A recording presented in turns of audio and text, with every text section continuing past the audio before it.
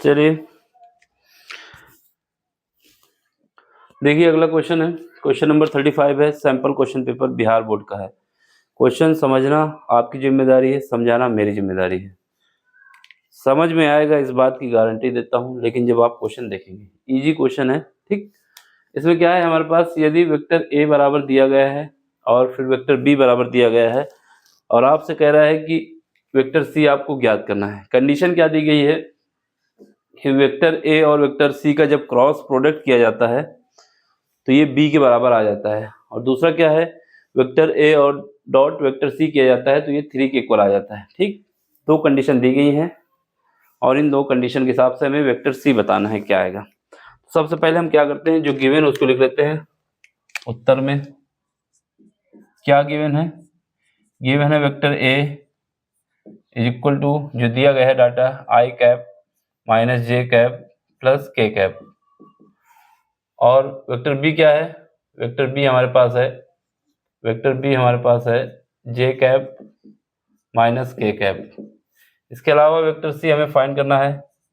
Vector C is equal to, हम मान लेते हैं, माना क्या माने हैं कि ये एक्स आई कैप है प्लस वाई जे कैप है प्लस जेड के कैप है। ये हमारे पास वेक्टर सी हमने मान लिया है, जो गिवन था उसको भी लिख दिया है, जो माना है उसको भी लिख दिया है।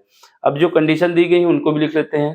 कंडीशन क्या दी गई है, एक कंडीशन दी गई है हमारे पास, वेक्टर ए का क्रॉस प्रोडक्ट हम जब करते हैं वेक्टर सी के साथ, वेक्टर ए का जब क्रॉस प्रोडक्ट करते हैं वेक्टर सी के साथ, तब हमारे पास आता है वेक्टर बी।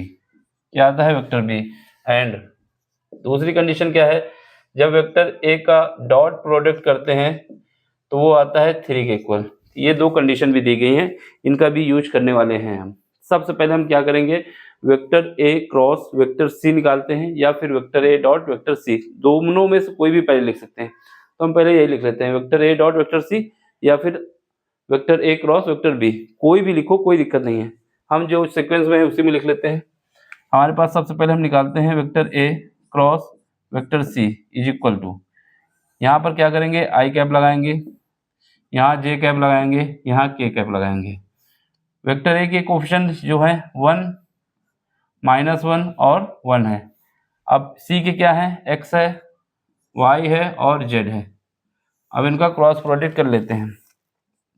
आई को निकालना चाहते हैं तो आई के रो को और कॉलम को हटा देना है, आई की रो को और कॉलम को हटा देना है, यानी आई के सामने की रो हटा दो और कॉलम को हटा दो। क्या बचा, माइनस जेड का मल्टीप्लाई -1 से और वाई का मल्टीप्लाई 1 से।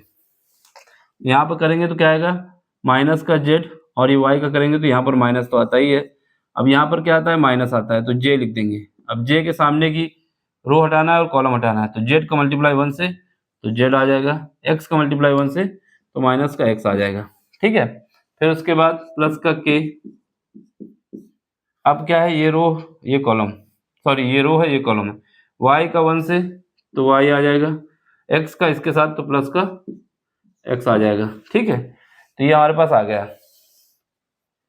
अब इसको अरेंज कर लेते हैं, इसको अरेंज करेंगे तो ये हमारे पास क्या आ जाएगा, अरेंज करने के बाद माइनस बाहर ले लो, माइनस का आई कैप और ब्रैकेट में क्या बचेगा, जेड प्लस वाई। यहाँ से माइनस कॉमन ले लो तो ये प्लस हो जाएगा, वहाँ से अंदर से हमने माइनस कॉमन लिया है तो ये प्लस हो जाएगा, और ये जे कैप हो जाएगा, क्या बचेगा, एक्स आगे आ जाएगा और जेड।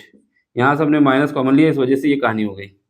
अब यहाँ पे देखो, यहाँ पे हमने ये माइनस होना चाहिए, गड़बड़ी कर दी। देखो कैसे, जब इसको लोगे तो ये हटाओगे एक्स और वाई, ये वाई करेंगे और ये माइनस का एक्स, ये माइनस आएगा, ठीक है। अब यहाँ पे क्या आएगा, प्लस का, इसको हम क्या कर सकते हैं, के कैप, और ये क्या है, वाई माइनस एक्स। अब हमें क्या दिया है, हमें ये दिया हुआ है, इनका जो क्रॉस प्रोडक्ट करके हम लाते हैं वो हमारा क्रॉस प्रोडक्ट किसके बराबर आता है, वेक्टर बी के बराबर आता है, यानी ये क्रॉस प्रोडक्ट इस बी के इक्वल है। तो हम लिख देते हैं गिवन कंडीशन के हिसाब से, तो यहाँ पर हम क्या लिख सकते हैं, सी के इक्वल में लिख देते हैं। यहाँ से हम लिख देंगे ये हमारा बराबर है वेक्टर बी के, किसके, वेक्टर बी के। तो यहाँ से देखो अरेंज करो, तो वेक्टर बी जो हमारे पास है क्या है, वो वेक्टर बी, वेक्टर बी पहले इसको लिखो, माइनस का आई कैप, ये क्या है, जेड प्लस वाई प्लस जे कैप ये क्या है x माइनस जेड, और प्लस के कैप ये क्या है y माइनस एक्स। ठीक है, अब यहां से वेक्टर b है, तो वेक्टर बी में क्या है हमारे पास, ये देखो 0 आई कैप, फिर क्या है प्लस जे कैप, ठीक है, और माइनस का के कैप। वेक्टर बी का हमने यहाँ पे लिख दिया। अब इन दोनों के आई कैप, जे कैप और के कैप की कंपेयर कर लेते हैं। क्या करते हैं, कंपेयर। तो कंपेयर कर लो, तो यहाँ से हमारे पास क्या आएगा, यहाँ से हमारे पास आ जाएगा जेड प्लस वाई, क्योंकि ये माइनस आ गया तो माइनस लगा लो, ये इक्वल क्या आ जाएगा 0 के। तो यहाँ से हमारे पास आ जाएगा कि Z plus Y is equal to 0 आना चाहिए, या फिर कह सकते हैं जेड जो है वो माइनस वाई के इक्वल है। एक कंडीशन ये बन गई हमारे पास, तो इसको हम समीकरण 1 दे देते हैं।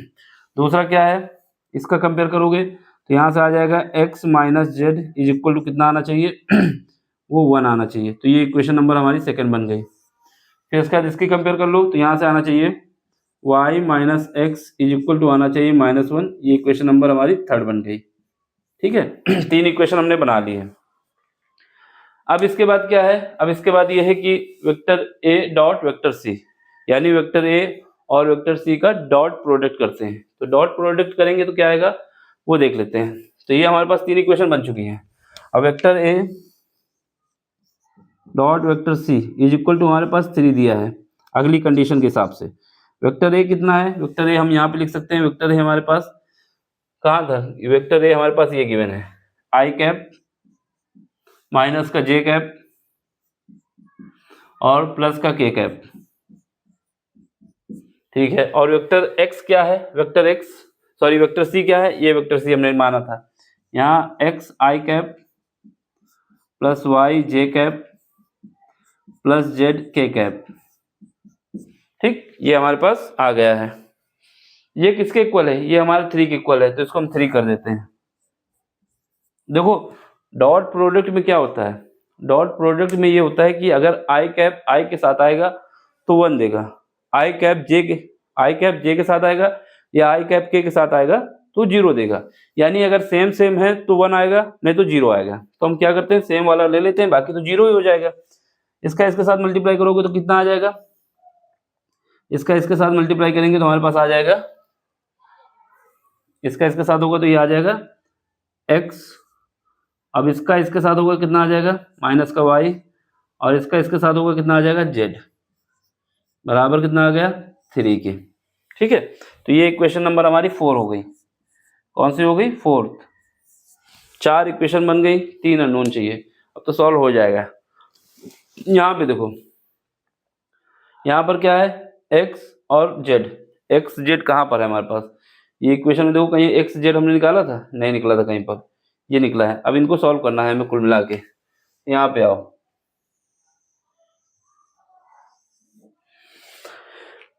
देखो यहाँ पर क्या है, यहाँ पर हमारे पास z की जगह पर हम माइनस वाई रख सकते हैं, z की जगह पे माइनस वाई रख सकते हैं, जहाँ पर भी z है वहाँ पर माइनस वाई रख सकते हैं। और यहाँ से क्या है, यहाँ से हम क्या कर सकते हैं, y की जगह पे सॉरी हाँ x की जगह पे क्या लिख सकते हैं, x की जगह पे हम लिख सकते हैं, ये इधर ले आएंगे तो x की जगह पे हम लिख सकते हैं y प्लस जेड।